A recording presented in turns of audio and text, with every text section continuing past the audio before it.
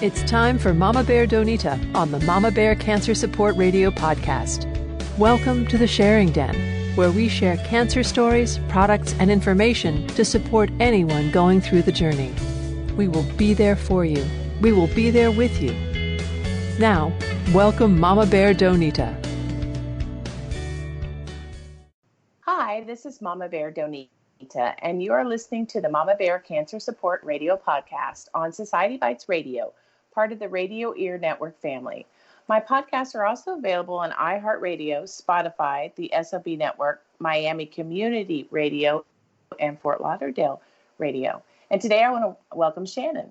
Shannon is an attorney, patient advocate, and author of the children's book, Mom's Genes. With a strong family history of cancer, Shannon created Mom's Genes to help start a conversation about family health history. Shannon and I met at the Miami Breast Convention Center. Wait, I don't think I said that right. Miami Breast, what was it called, Shannon? I can't remember the name of it. Miami Breast Cancer Conference. Yes, thank you. I'm in Seattle. I'm usually in Florida, and it's 8 o'clock here, not 11 o'clock. So I'm adjusting to a new time. But anyway, I got to meet Shannon, and I listened to her do a talk for The Cure magazine about her book, and I thought you would be a perfect person to have on the show. So I thank you. You took your time out of your day to come on, and I really appreciate that. Thank you so much for having me. I can't wait to get our conversation started and to connect with you again. Yes, it was nice. It was nice. I think you're up north, and that was nice for you to get down to Miami. And I was in Miami and glad to get up north. So, you always want what you can't have, right? Well, you can't go wrong when you're in Miami. It was such beautiful weather and just a lot of learning going on that weekend for sure. True. And so tell everybody, what inspired you to write Mom's Genes? So I wrote this children's book called Mom's Genes, basically because my kids, they inspired me. They are obsessed with books. They're kind of at that sweet young age where that's all they want to do, and they want to crawl up in your lap. And that love for reading is just so pure. I have to tell you, even just this summer, we visited the library maybe a dozen times. So it's something that they just really are completely engaged in. And it's something that we do as a family. We kind of sit down, we read, and I realize that I have undivided attention for just a few moments when we're doing that. And that's something that's kind of rare right now in this day and age with all the screens and activities. But that simple act of reading, every once in a while, I'll get clear, undivided attention. So I thought it might be a good chance, a good opportunity to reach them with a message that was really becoming important in my family, which is this discussion about family health history. So I sat down with them and we started to have this conversation, and we started to draw pictures and sketch pictures of our family, typical scenario, I think, for a lot of families. And we started just to grow a conversation out of it. And my daughters, who were about 6 at the time, were creating these illustrations that were just so beautiful and really connected with this idea of family health history. And I started to think, wow, maybe we can make this into a little book for our family, just kind of telling the story of our family health history. And then I started to create this poem to go along with the book. And it had this rhythm and rhyme, and all the pieces were kind of connecting and coming together. So it was really my kids and their pure love of reading and this need for a discussion about family history that inspired me to write this book, Mom's Genes. Oh, what a beautiful introduction, and me being an old first grade teacher, a previous, I guess should say previous instead of old, first grade teacher. I love that you wrote this book for kids, and that is just, and there's not enough books for kids on this subject. I don't know how many more there are about how you're like the Mom's Genes kind of books, but I know that when I was diagnosed, my son I had a hard time finding books for middle schoolers. That's how old my son was, and he could have used some books. So thank you for doing that. Thank you on behalf of the cancer community for writing that. Now, tell us your story. Tell us why you wrote it. I mean, I know, more so like personal. Absolutely. So basically, this need that I keep, referencing about family health history, it came about because 8 years ago, my family, we had just this devastating blow when my mom was diagnosed with ovarian cancer. And at the time, we didn't really understand our family history. It kind of felt like it came out of nowhere, and that wasn't really the case. We were really lucky that my mom had this really great gynecological oncologist, and he understood ovarian cancer, and he understood the need to test her for the BRCA or BRCA gene. And at the time, I had never really heard of BRCA. I had never really given thought to my own risk of developing cancer. I was 20 something, and it wasn't really a part of the language in our family. But as I learned the language of cancer and BRCA, it became clear that I would need to become aware very, very fast.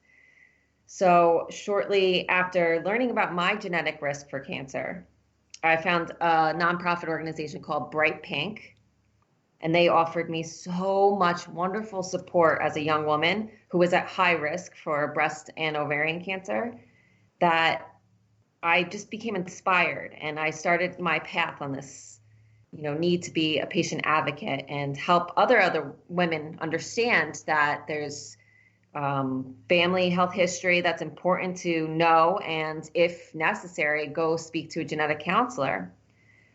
Over the years, I've become involved with so many different organizations that deal with this subject matter.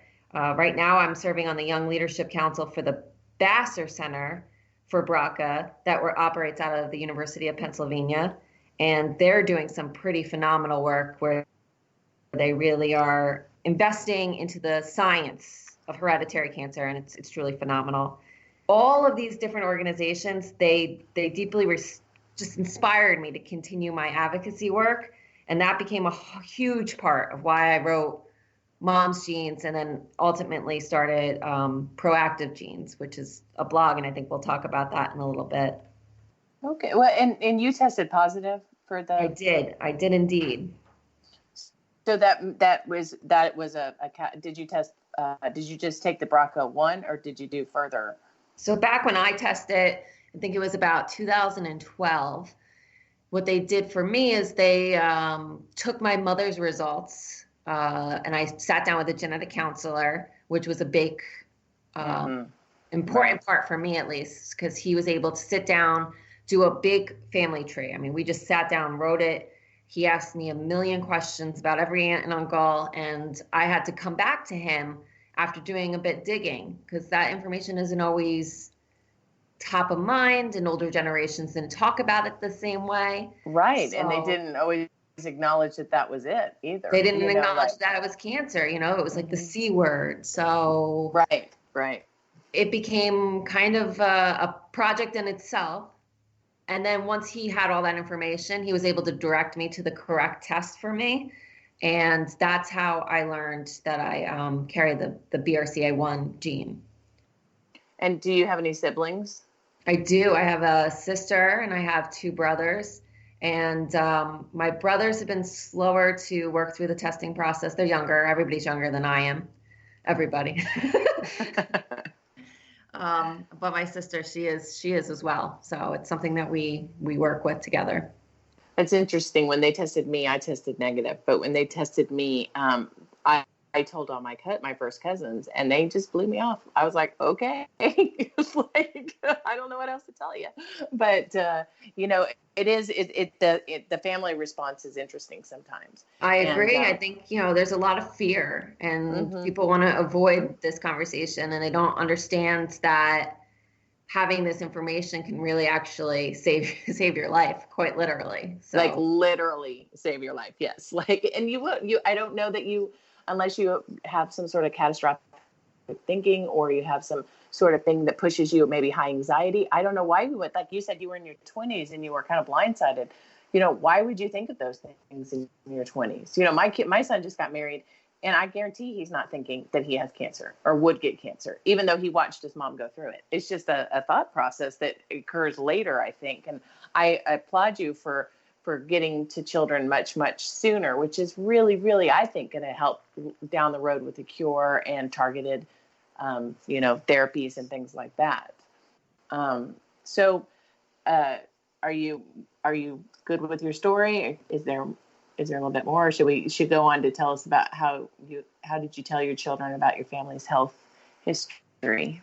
Absolutely. Yeah, I can certainly share more about that. So, I guess to carry on with the same line of thought too, is before I was diagnosed as BRCA positive, I would go to the doctor and I would just be blissfully unaware of this family health history that was lingering in the background. And I would get that questionnaire that had all those questions about, who has a history of this, who has a history of that. And I would just check that column. No, really, really quickly, just to get through the appointment. Right. And that was it. I would go back, I'd speak to the doctor. They never really pushed it. And I wasn't really thinking or even knowing to ask. So I didn't get it. Right. And nor should, why? Good. I mean, it's a good thing that you didn't have that history to have that fear base yet. But again, now having that, the ability to help people through a process that's less fearful than you went through is a great thing too. And I think your book really helps with that for sure. I think that, once you understand why it's important and how much of a difference it can make to communicate all this information to your doctor and the path they can paint forward for you, it's hugely impactful. So once you know your family health history and you really understand what it means, you're better and stronger as an advocate for your own health. And that was the trick. Yeah, absolutely. And just following through with all of that too. Like you said, your brothers are still in the process. I mean, yes, that's literally, I have probably, 5 female first cousins. Not one of them took me seriously. And I'm sure they don't listen to my podcast. So it doesn't matter if I say that, but they absolutely didn't take me seriously. And it's funny because in my particular family, there's a religious aspect that doesn't allow my mom or aunt to really accept any sickness. So it's really an interesting barrier. You hit all sorts of things in families that cause that, blissful ignorance or the strong denial, whichever one, and none of them work out well for you in the end.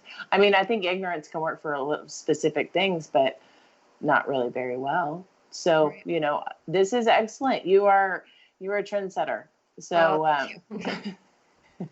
but I guess as I was, working through it myself and then started to turn to my kids, when my mom was diagnosed 8 years ago, my daughters were 10 days old at that time. So it was pretty crazy, and it has always been a present thought in my life as a mother, and how to have these conversations as my mom was working her way through her cancer journey. It would have its ups and downs, and it might require some explanation to my kids about why maybe grandma wasn't feeling particularly well on this day or that.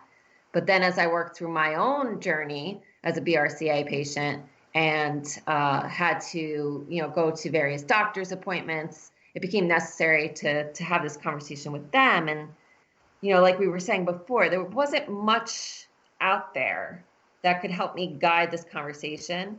But I really felt like if I made the information simple enough and approached it in a way that they could understand, I could at least lay the groundwork. And that was the thought with Mom's Genes, that it doesn't have to be this big, overwhelming conversation right from the start, but rather we could really talk about simple ideas about like genes and family history and how you get certain traits from your mom, from your dad. So I have tons of freckles, and so does my daughter. And I thought, what a beautiful, simple place to start right there, and we can grow from it. And that was really what started the conversation for me with my own kids, just starting that, what do you get from your mom and from your dad? and we start to talk about those kind of traits. And then we could